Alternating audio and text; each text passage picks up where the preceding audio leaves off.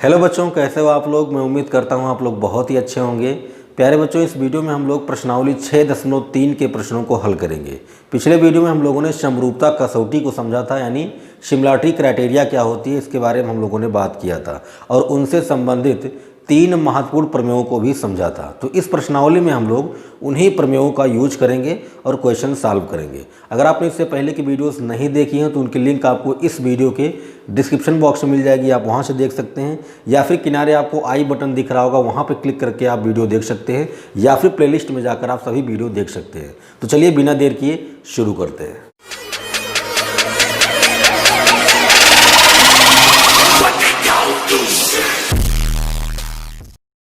प्यारे बच्चों, बात करते हैं पहले प्रश्न की। पहले प्रश्न में आपको 6 पार्ट दिए गए हैं और सभी पार्ट्स में 2-2 त्रिभुज दिए गए हैं। आपसे कह रहा है कि चेक कीजिए कि क्या ये त्रिभुज युग्म समरूप हैं। अगर समरूप हैं तो किस नियम से समरूप हैं वो भी आपको बताना है। तो पिछले वीडियो में मैंने आपको बताया था कि अगर आपको 2 त्रिभुज दिए जाएं तो आप कैसे चेक करेंगे कि दोनों समरूप हैं या नहीं। समरूपता चेक करने के लिए हमारे पास 3 प्रमेय हैं। पहला प्रमेय है एंगल एंगल एंगल समरूपता कसौटी। हम इस प्रमेय से, इस नियम से चेक कर सकते हैं कि दोनों त्रिभुज समरूप है या नहीं। हमें क्या करना होगा, हमें दोनों त्रिभुजों के संगत कोणों को देखना होगा। अगर संगत कोण बराबर आते हैं तो दोनों त्रिभुज समरूप हो जाएंगे। दूसरा हमारे पास था साइड साइड साइड समरूपता कसौटी। साइड साइड साइड समरूपता कसौटी, ये क्या था? अगर 2 त्रिभुज में संगत भुजाओं का अनुपात बराबर आता है तो हम बोल देंगे कि दोनों त्रिभुज क्या हैं, समरूप हैं। तीसरा हमारे पास था साइड एंगल साइड समरूपता कसौटी। समरूपता कसौटी मतलब ये हुआ कि मान लीजिए कि दोनों त्रिभुज के संगत कोण बराबर नहीं है, दोनों त्रिभुज के संगत भुजाओं का अनुपात बराबर नहीं है, तो आपको क्या करना है, आपको दोनों त्रिभुजों में कोई एक कोण ऐसा खोजना है कि जो दोनों बराबर हो, मतलब जो दोनों त्रिभुजों में हो। उसके बाद उससे संबंधित भुजाओं का अनुपात देखना है। मतलब अगर किन्हीं 2 त्रिभुजों में एक कोण बराबर हो और संगत भुजाओं का अनुपात बराबर हो तो हम बोलेंगे कि दोनों त्रिभुज क्या हैं, समरूप हैं। और कौन सा नियम लगाएंगे, SAS समरूपता कसौटी। तो हमारे पास ये 3 नियम हैं। इन्हीं 3 नियमों की मदद से हम लोग ये चेक करने वाले हैं कि जो भी त्रिभुज हमें दिए गए हैं वो समरूप हैं या नहीं। अब बात करते हैं क्वेश्चन की। क्वेश्चन के पहले पार्ट की बात करते हैं। इसमें आपको एक त्रिभुज दिया गया है ABC, एक त्रिभुज दिया गया है PQR। आपको चेक करना है कि ये दोनों त्रिभुज समरूप हैं या नहीं। ठीक है, तो देखो कैसे करेंगे। सबसे पहले हम लोग देखेंगे कि क्या इन दोनों त्रिभुजों में संगत कोण बराबर हैं। अगर संगत कोण बराबर हैं तो उन्हीं से हम बता देंगे कि दोनों त्रिभुज समरूप हैं। और अगर संगत कोण बराबर नहीं आते हैं तो फिर हम दूसरे वाले को चेक करेंगे। अगर दूसरा वाला भी नहीं लगता है तो हम लोग तीसरे वाले से चेक करेंगे। ठीक है, तो देखिए त्रिभुज ABC में कोण A 60 अंश है, B 80 अंश है, C 40 अंश है। और PQR में कोण P 60 अंश है, Q 80 अंश है और R 40 अंश है। हमें देखना है कि क्या ये दोनों त्रिभुज समरूप हैं। तो साफ साफ आपको दिख रहा होगा कि कोण A जो है वो कितना है, 60 अंश है इस त्रिभुज में। और इस त्रिभुज में कोण P कितना है, वो भी 60 अंश है। इस त्रिभुज में कोण B कितना है, 80 अंश है। और इस त्रिभुज में कोण Q कितना है, ये भी 80 अंश है ना। कोण C कितना है, 40 अंश है। और इसमें कोण R कितना है, 40 अंश है।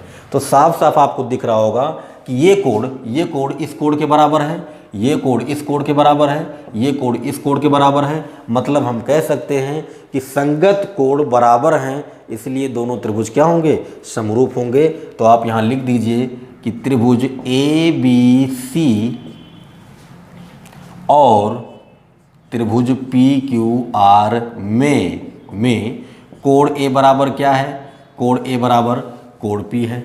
कोण B बराबर क्या है, कोण B बराबर कोण Q है। कोण C बराबर क्या है, कोण C बराबर कोण R है। इसीलिए त्रिभुज ABC समरूप होगा त्रिभुज PQR के। तो मैं उम्मीद करता हूं कि आप समझ गए होंगे कि ये दोनों त्रिभुज क्या हैं, समरूप हैं। और नियम कौन सा लगा, नियम लगा है AAA समरूपता कसौटी। तो हमसे पूछा था उसने कि ये दोनों त्रिभुज समरूप हैं कि नहीं, तो हमने बता दिया कि ये दोनों त्रिभुज क्या हैं, समरूप हैं। और किस नियम से, angle angle angle similarity criteria से, यानी कोण कोण कोण समरूपता कसौटी से ये दोनों त्रिभुज समरूप। दूसरे वाले पार्ट की बात करें तो इसमें आपको जो दोनों त्रिभुज दिए गए हैं, इन दोनों त्रिभुजों में कोणों के बारे में कोई बात नहीं की गई है, इनमें भुजाओं के बारे में बात की गई है। इसका मतलब ये कि हम लोग ए समरूपता कसौटी यहाँ पर नहीं लगाने वाले हैं, ठीक है। हम लोग किसके बारे में बात करेंगे, हम लोग एस समरूपता कसौटी के बारे में बात करने वाले हैं। तो देखते हैं कि क्या ये दोनों त्रिभुज समरूप हैं। समरूप देखने के लिए आपको संगत भुजाओं का अनुपात देखना होगा, संगत भुजाओं का अनुपात देखना होगा। तो कैसे देखेंगे, सिंपल सी बात है, आप किसी एक भुजा को इस त्रिभुज में पकड़िए और उससे संबंधित एक संगत भुजा आप उसमें देखिए, ठीक है। जैसे मैंने इस वाले त्रिभुज में बात किया किसके, AB की, तो मैं इसमें बात करूंगा QR की। मैं AB को QR के संगत मान रहा हूं, ठीक है। तो अगर AB को मैं QR के संगत मान रहा हूं तो AB बटा QR मुझे देखना है। भाई संगत भुजाओं का अनुपात ही तो देखना है, तो AB बटे QR देखूंगा, ओके। फिर उसके बाद मैं BC को संगत मान रहा हूं PR के। तो अगर आप BC को PR के संगत मानते हैं तो BC बटा PR देखेंगे कितना आता है। उसके बाद बचता है आपके पास AC और PQ, तो मैं चेक करूंगा AC बटा PQ को, ठीक है। तो देख लेते हैं AB बटा QR, AB कितना है, 2 है, और QR कितना है, 4 है, तो 2 बटा 4, इसका मतलब ये आ गया आपका कितना, 1 बटा 2, ठीक है। BC की वैल्यू कितनी है, 2.5, और PR की वैल्यू कितनी है, 5 है, ये हो गया। ऊपर 2.5 है, नीचे 5 है, इसका मतलब ये भी कट जाएगा और आ जाएगा कितना, 1 बटा 2, क्योंकि 2.5 दूना 5 होता है, ठीक है। AC की वैल्यू कितनी है, AC की वैल्यू 3 है, और PQ की वैल्यू कितनी है, 6 है। यहाँ से आप काटेंगे तो ये भी आ जाएगा आपका 1 बटा 2। इसका मतलब AB बटा QR, BC बटा PR और AC बटा PQ, इन तीनों भुजाओं का अनुपात, इन तीनों संगत भुजाओं का अनुपात बराबर आ रहा है। इसका मतलब ये दोनों त्रिभुज क्या हैं, समरूप हैं। आप बोलेंगे चूंकि AB बटे QR इक्वल टू BC बटे PR इक्वल टू AC बटे में PQ, इसलिए SSS समरूपता कसौटी से त्रिभुज ABC समरूप त्रिभुज PQR, ठीक है। मतलब हमने कह दिया कि भुजाओं का अनुपात, संगत भुजाओं का अनुपात बराबर है, इसलिए ये दोनों त्रिभुज क्या हैं, समरूप हैं, ठीक है। अब बढ़ते हैं अगले पार्ट की तरफ। तीसरे पार्ट की बात करें तो इसमें आपको एक त्रिभुज दिया गया है LMP और एक त्रिभुज दिया गया है DEF। ना तो इसमें कोई कोण दिया है, ना ही इसमें कोई कोण दिया है। इसका मतलब हम लोग संगत भुजाओं का अनुपात देखेंगे। अगर संगत भुजाओं का अनुपात बराबर आ जाता है तो ये दोनों त्रिभुज समरूप होंगे, अगर नहीं आता है तो दोनों त्रिभुज समरूप नहीं होंगे, ठीक है। तो चलिए चेक करते हैं। आप इस वाली भुजा और इस वाली भुजा को संगत मान लीजिए, तो LM बटे DE, LM बटे DE, LM बटे DE की वैल्यू कितनी आएगी, LM की वैल्यू है 2.7 और DE की वैल्यू है 4। अगर आप दशमलव हटाएंगे तो ये आएगा 27 बटा 40। ऊपर एक अंक बाद दशमलव है तो नीचे 1 0 लग जाएगा, ठीक है। अब आप बात कर लीजिए MP बटे में EF की। इन दोनों को मैं संगत मान रहा हूँ, तो MP की वैल्यू 2 है और EF की वैल्यू 5 है। अगर आप इसे कट करेंगे तो नीचे 2.5 आएगा, मतलब 1/2.5, ये हो गया, ठीक है। आप चाहें तो इन दोनों को भी चेक कर लें, लेकिन ज़रूरत नहीं है। क्यों नहीं है, क्योंकि जब LM बटे DE और MP बटे EF इन दोनों का मान अलग अलग आ रहा है, एक आ रहा है 27 बटा 40 और एक आ रहा है 1/2.5, तो ये दोनों जब बराबर हैं ही नहीं तो तीसरे को चेक करने की ज़रूरत ही नहीं है। हम लोग यही बोल देंगे कि ये दोनों त्रिभुज समरूप नहीं है, ये दोनों त्रिभुज समरूप नहीं है। लेकिन आप चाहो तो चेक कर लो, LP बटे में DF, LP की वैल्यू 3 है और DF की वैल्यू 6 है, ये लो, ये आ गया आपका 1/। ये तीनों मान अलग अलग आ रहे हैं, इसीलिए ये दोनों त्रिभुज समरूप नहीं होंगे। तो आप बोलेंगे इसलिए त्रिभुज LMP और त्रिभुज DEF समरूप नहीं है। ठीक है, बात आई समझ में। तो ये था आपका तीसरा पार्ट। अब चौथे वाले पार्ट की बात करते हैं।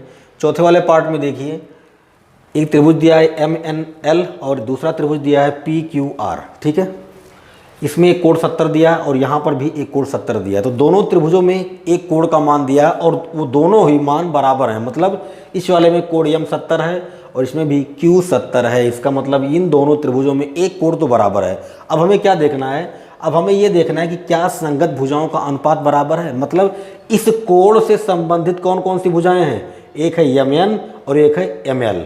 और इस कोण से कौन कौन सी संबंधित भुजाएं हैं? एक है QP और एक है QR।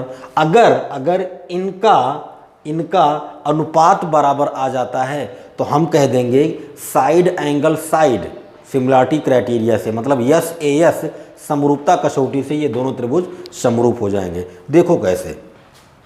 आप बोलेंगे कोण M क्या है? कोण M और कोण Q ये दोनों क्या हैं? ये दोनों बराबर हैं, मतलब ये दोनों 70 अंश दिए गए हैं। ठीक है, अब हम क्या करेंगे? अब हम MN बटे QR देखेंगे, MN बटे QR देखेंगे और ML बटे PQ देखेंगे। ठीक है, या फिर आप ऐसा भी कर सकते हैं, आप ML बटे QR देख लीजिए और MN बटे PQ देख लीजिए। ठीक है, कोई भी दो देख सकते हैं आप, कोई दिक्कत वाली बात नहीं है। तो देखिए कैसे करेंगे।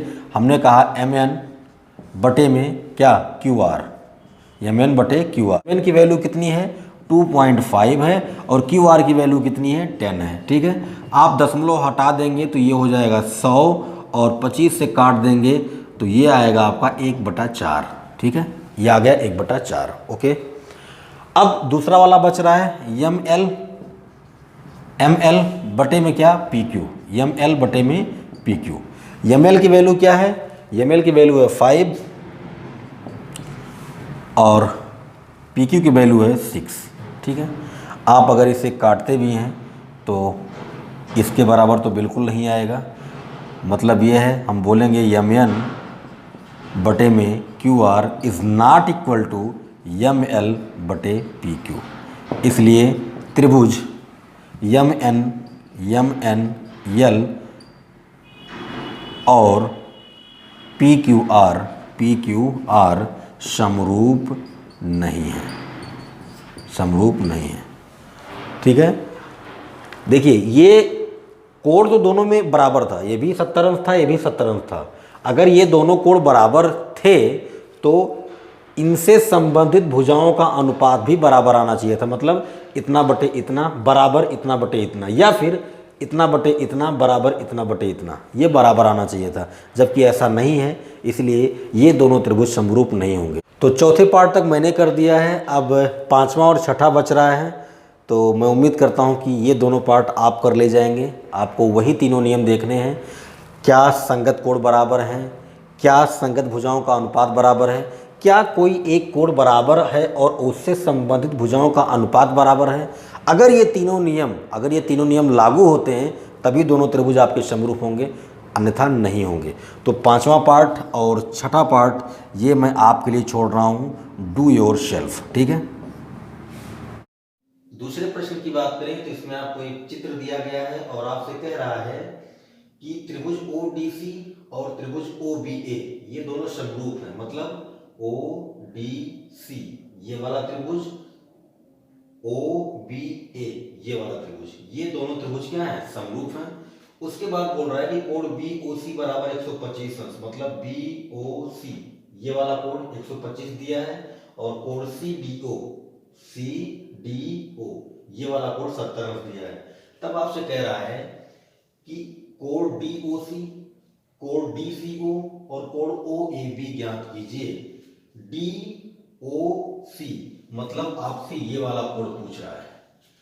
कोण DCO ये वाला कोण पूछ रहा है और कोण OAB ये वाला कोण पूछ रहा है। ठीक है, तो आपको ये वाला कोण और ये वाला कोण निकालना है। तो कैसे निकालेंगे? सिंपल सी बात है, आपको पता है कि अगर मैं एक सीधी लाइन खींचता हूं और आपसे पूछता हूं कि बताओ इस सीधी रेखा पर कितने अंश का कोण बनेगा, तो आप बोलेंगे कि भाई यहां से यहां तक तो 180 अंश बन जाएगा, यहां से लेकर यहां तक कितने का बनेगा, 180 अंश बनेगा। अब ध्यान से देखिएगा इस लाइन को डीबी, अगर मैं इसको बोलता हूं डी, इसको बोलता हूं बी, तो इस सीधी रेखा पर कुल कितने अंश का कोण बनेगा, यहां से लेकर यहां तक कितने अंश का कोण बनेगा, 180 का बनेगा। यानी ये पूरा कितने का होगा, 180 का होगा। इसका मतलब ये कि अगर ये पूरा कोण 180 का है तो क्या मैं इतना प्लस इतना, ये वाला कोण प्लस ये वाला कोण बराबर 180 अंश लिख सकता हूं? बिल्कुल लिख सकता हूं भाई। आप इस वाले कोण को और इस वाले कोण को जोड़ेंगे तो ये पूरा कितना आ जाएगा, ये पूरा 180 अंश आ जाएगा। तो मैं यहां से लिख सकता हूं कि कोण कौन सा, DOC, कोण DOC प्लस कोण BOC, कोण BOC बराबर कितना, 180 अंश। भाई ये वाला कोण प्लस ये वाला कोण, जब मैं इन दोनों को जोड़ूंगा तो पूरा कितना आना चाहिए, 180 अंश आना चाहिए। तो ये कोण कौन सा है, DOC है, और ये कौन सा कोण है, BOC है। इन दोनों को जोड़ा तो 180 अंश आ गया। अब यहां से समझिएगा DOC प्लस BOC का मान कितना है, 125 है। देखिए तो ये हो गया 125 बराबर 180। 125 को उधर भेज दीजिए तो DOC बराबर कितना आ गया, 180 माइनस 125। यहां से आपको मिल गया DOC बराबर कितना आएगा भाई, 10 में से 5 निकल गया 5, और यहां आया 7, 7 में से 2 निकल गया 5, यानी DOC का मान कितना आया, 55 अंश। ये आपका आ गया 55 अंश। बात समझ में आई? तो ये कोण आपको मिल गया 55 अंश। ठीक है, अब आपको ये वाला कोण निकालना है। तो ये वाला कोण निकालना बहुत ही आसान है। आपको पता है कि त्रिभुज के अंदर के तीनों कोणों का जोड़ 180 अंश होता है। तो अगर मैं इस वाले को और इस वाले को जोड़ दूं तो मुझे 180 अंश मिलना चाहिए। मतलब ये कि मैं बोलूंगा त्रिभुज ODC में, इस वाले त्रिभुज में क्या लिख सकता हूं, कोण CDO, मतलब ये वाला कोण CDO प्लस कोण DOC प्लस कोण DCO बराबर कितना, 180 अंश। क्या किया, इस वाले को प्लस इस वाले को प्लस इस वाले को, है ना, बराबर 180 अंश लिख दिया। अब CDO का मान कितना है, देखो ना, CDO का मान 70 अंश है, तो ये हो गया 70 प्लस DOC कितना है, DOC कितना है, 55 है, तो ये हो गया 55 प्लस DCO निकालना है और ये हो गया 180 अंश। इन दोनों को जोड़ देते हैं तो कितना आएगा, 125 आ जाएगा प्लस DCO बराबर कितना, 180 अंश। यहां से अगर मैं DCO का मान निकालूंगा तो 125 उधर जाएगा, तो 180 में से 125 निकल जाएगा। तो यहां से आपको मिल जाएगा DCO बराबर 10 में से 5 निकल गया 5, और यहां पर आएगा कितना, 55। यानी कि DCO का मान कितना आया, 55 आ गया। ठीक है, तो एक कोण तो यहां से निकल गया, एक कोण यहां से निकल गया। अब बचा कौन, ये वाला कोण। आपको अच्छे से पता है कि अगर ये वाला त्रिभुज ये दोनों अगर समरूप हैं तो इनके संगत कोण बराबर होने चाहिए। मतलब ये वाला कोण कितना होगा, ये वाला कोण 55 होगा। कैसे, शीर्षाभिमुख कोण से आप लिख सकते हैं। यहां से आप लिखेंगे कोण AOB बराबर कोण DOC, कैसे, शीर्षा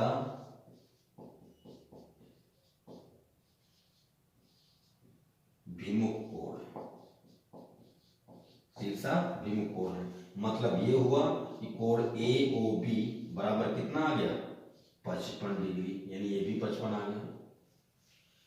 जितना ये होगा उतना ही ये भी होगा, मतलब ये 70 हो जाएगा। कैसे, बोलेंगे कोण CDO बराबर कोण ABO बराबर कितना, 70 अंश। कैसे लिख दिया, देखो जितना ये है उतना ये है। कैसे है, एकांतर कोण से। कैसे है, एकांतर कोण। ठीक है, अब बचा कौन, ये। तो जितना ये होगा उतना ही ये भी होगा। मतलब कह देंगे तथा कोण OAB बराबर कोण DCO, मतलब कोण OAB बराबर कितना 55 अंश। कैसे हो गया? ये भी एकांतर कोण से हो गया, ये भी एकांतर कोण से हो गया। बात आई समझ में? सिंपल सी बात है। अगर ये वाला त्रिभुज दोनों त्रिभुज समरूप है, जिनके संगत कोण बराबर होंगे, तो जितना ये होगा उतना ये होगा। कैसे? शीर्षाभिमुख कोण से। जितना ये होगा उतना ये भी होगा, ये भी कितना होगा 55 होगा। जितना ये होगा उतना ये होगा। कैसे? एकांतर कोण से। और ऐसे ये दोनों भी क्या होंगे? एकांतर कोण से बराबर होंगे। ठीक है, तो ये था आपका दूसरा प्रश्न। इसका कोण DOC कितना आया? 55 अंश। DCO कितना आया? 55 अंश। और OAB कितना आया? ये भी आ गया 55 अंश। ठीक है, तो अब बढ़ते हैं अगले प्रश्न की तरफ। तीसरे प्रश्न की बात करें तो इसमें आपसे कह रहा है कि समलंब चतुर्भुज ABCD में AB समांतर DC है तथा इसके विकर्ण O पर प्रतिच्छेद करते हैं, तब सिद्ध कीजिए OA/OC इक्वल टू OB/OD। तो करते हैं इसे। सबसे पहले आप एक समलंब चतुर्भुज बना लीजिए। ठीक है, ये हो गया आपका A B C और D। ठीक है, इसके दो विकर्ण हो जाएंगे, एक विकर्ण होगा BD और एक विकर्ण होगा AC। उसने बोला है कि इसके विकर्ण O पर प्रतिच्छेद करते हैं, तो ये हो गया पॉइंट O, यहां पर प्रतिच्छेद करते हैं। ठीक है, तो क्वेश्चन में आपको दिया गया है, क्या दिया गया है? क्वेश्चन में दिया है AB समांतर है DC के, यानी ये वाली भुजा इस वाली भुजा के समांतर है। सिद्ध करना है आपको, OA/OC इक्वल टू OB/OD, ये आपको सिद्ध करना है। ठीक है,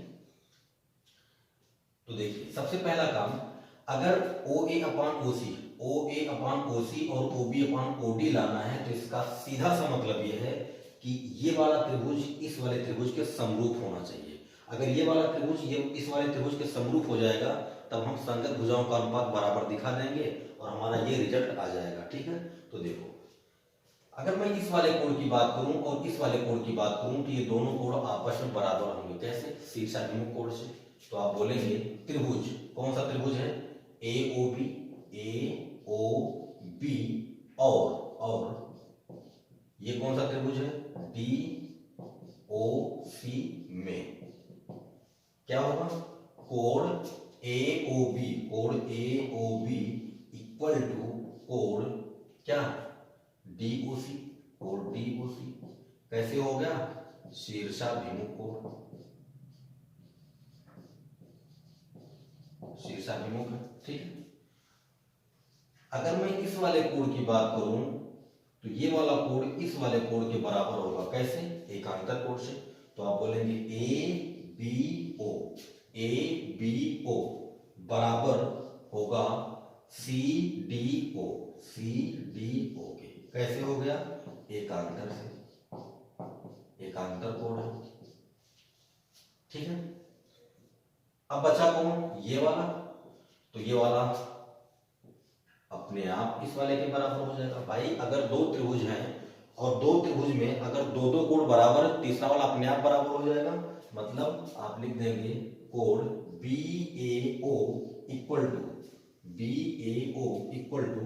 कोण DCO, ये भी एकांतर कोण से बराबर हो जाएंगे, एकांतर कोण से बराबर हो जाएंगे।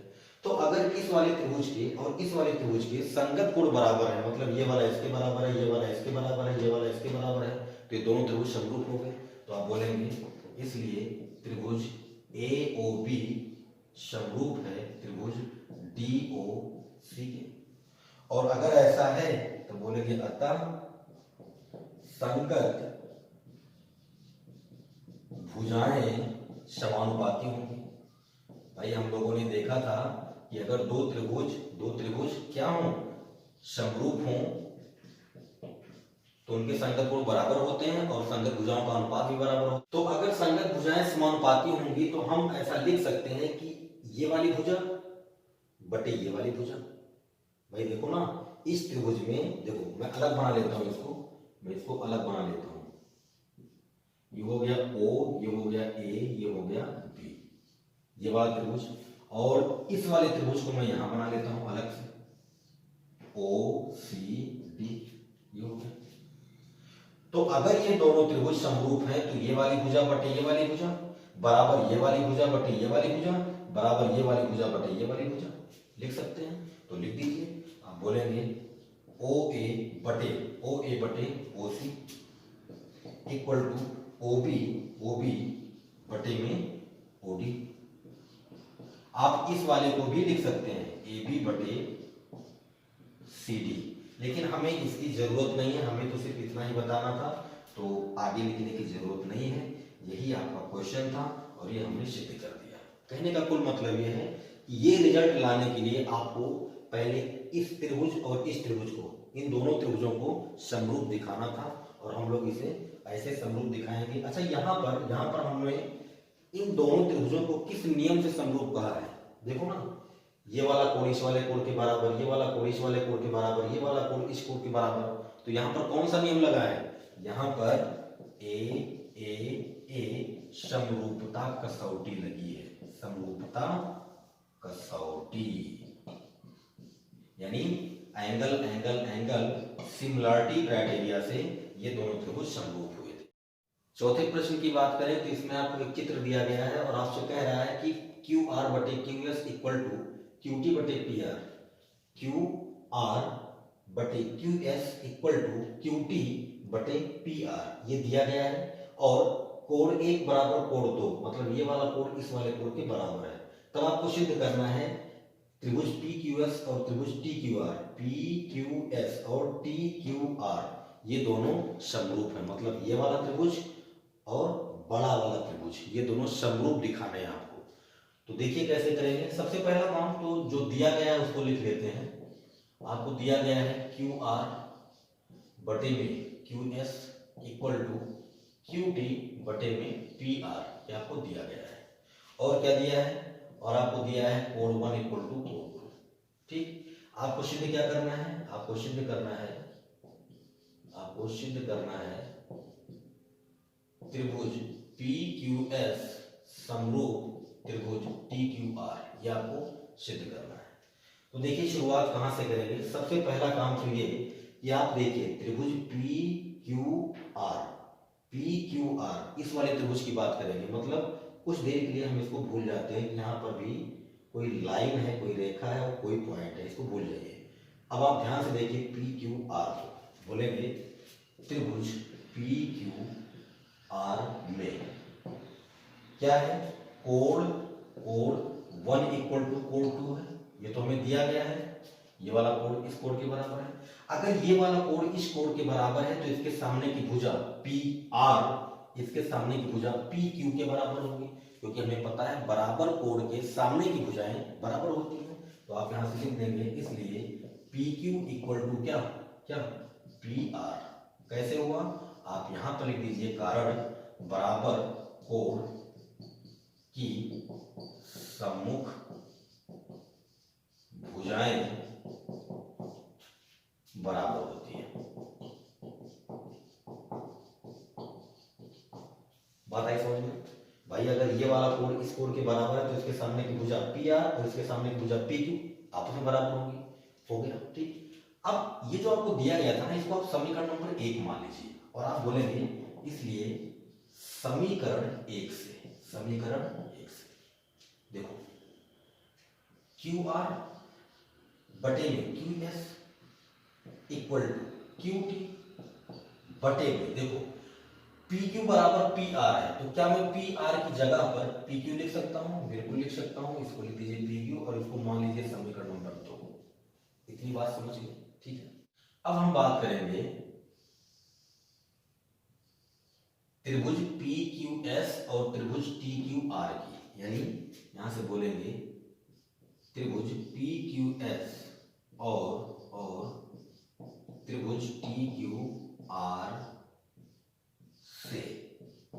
इन दोनों त्रिभुजों से हम क्या देखेंगे, देखिए पी क्यू एस में ये वाला कोण है और टी क्यू आर में ये वाला कोण है, मतलब ये वाला कोण दोनों त्रिभुजों में है, तो हम बोलेंगे कोण 1 इक्वल टू कोण 1। नहीं समझे, यहां पर लिख देता हूं मैं, देखो पी क्यू एस, कोण पी क्यू एस बराबर कोण टी क्यू आर। क्या कहा मैंने कहा पी क्यू एस बराबर टी क्यू आर, ये दोनों। और ऐसा क्यों हुआ, ऐसा इसलिए हुआ क्यों, क्योंकि यही कोण दोनों त्रिभुजों में है, मतलब ये क्या है, उभयनिष्ठ कोण है। बात समझ में आई, ये क्या है, उभयनिष्ठ कोण है। तो आप ध्यान से देखो, अब ध्यान से देखो, ये कोण इस वाले त्रिभुज में भी है और यही कोण इस वाले त्रिभुज में भी है, मतलब एक कोण दोनों त्रिभुजों में है। और यहां पर देखो ध्यान से, क्यू आर बटे Q S equal to Q T बटे पी क्यू। अब मैं दोनों त्रिभुजों को अलग अलग बना रहा हूं, देखो ध्यान से देखो, ये हो गया आपका पी क्यू एस, ये वाला त्रिभुज, और यहां बनाता हूं मैं पी क्यू आर, ये हो गया। ये कोण 1 है तो ये भी 1 होगा, क्यों, क्योंकि उभयनिष्ठ है, ठीक है।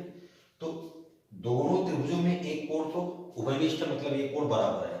अब अगर ये कोण बराबर है और इसकी संगत भुजाओं का अनुपात बराबर आ जाए, तो हम बोल देंगे कि ये दोनों त्रिभुज क्या है, समरूप है। कौन से नियम से, यस नियम से हम बोल देंगे ये दोनों त्रिभुज समरूप है। तो आप ध्यान से देखो, दोनों में तो ये कोण बराबर है। अब हमें क्या चाहिए, हमें ये वाली भुजा बटे ये वाली भुजा इक्वल टू ये वाली भुजा बटे ये वाली भुजा चाहिए, ठीक है।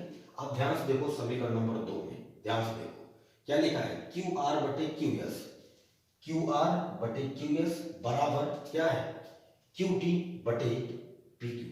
देखो ना, इस त्रिभुज में इस कोण की संगत भुजाएं कौन कौन सी हैं, क्यू टी और क्यू आर, और इसमें क्या है, पी क्यू और क्यू एस। तो देखो ना, क्यू आर बटे क्यू एस बराबर क्यू टी बटे पी क्यू, मतलब ये दोनों त्रिभुज समरूप हो गए। कैसे, साइड एंगल साइड समरूपता कसौटी से। तो हम यहां पर लिख देंगे, बोलेंगे अतः समीकरण 2 से त्रिभुज पी क्यू एस समरूप त्रिभुज टी क्यू आर कैसे हुआ, एस ए एस समरूपता कसौटी से। बात आ गई समझ में, एक बार फिर से बता देता हूं। एक त्रिभुज आपके पास पी क्यू एस है और एक त्रिभुज आपके पास टी क्यू आर है। मैंने दोनों त्रिभुजों को अलग अलग बना लिया। यहां पर मैंने दिखा दिया कि इन दोनों त्रिभुजों में कोण 1 दोनों में उभयनिष्ठ है, मतलब ये वाला भी 1 होगा, ये वाला भी 1 होगा। और अगर दोनों त्रिभुजों में एक कोण कॉमन है, उभयनिष्ठ है, तो उनसे संगत भुजाओं का अनुपात देखना। अगर उनसे संबंधित भुजाओं का अनुपात बराबर आ जाता है तो दोनों त्रिभुज समरूप हो जाएंगे। और यहाँ पर हम लोगों ने पहले ही दिखा दिया था कि ये वाली भुजा बटे ये वाली भुजा बराबर ये वाली भुजा बटे ये वाली भुजा। तो इस वाले समीकरण को देखो और इन दोनों में इस कोण को देखो, आपका त्रिभुज समरूप हो गया, ठीक है।